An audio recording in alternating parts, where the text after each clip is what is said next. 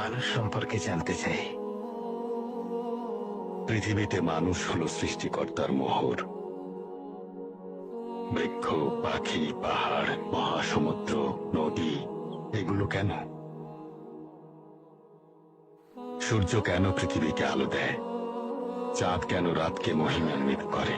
সমুদ্রের উত্তাল স্রোত কেন খেলা করে? কেন নদী বয়ে চলে? সূর্যোদয় কেন হয়?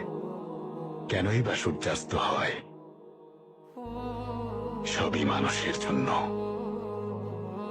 পৃথিবীর সমস্ত সৌন্দর্য এবং যত চমক, সবকিছুর ব্যবস্থা শুধুমাত্র মানুষের জন্য, মানুষের বেঁচে থাকার জন্য, মানুষের সুখ ও শান্তির জন্য, মানুষের শুকরিয়া আদায়ের জন্য।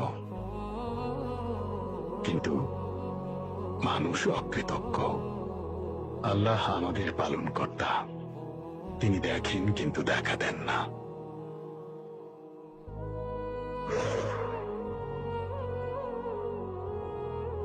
এই নিঃশ্বাস যদি না নেওয়া যেত, মানুষ এখানে থাকতো না।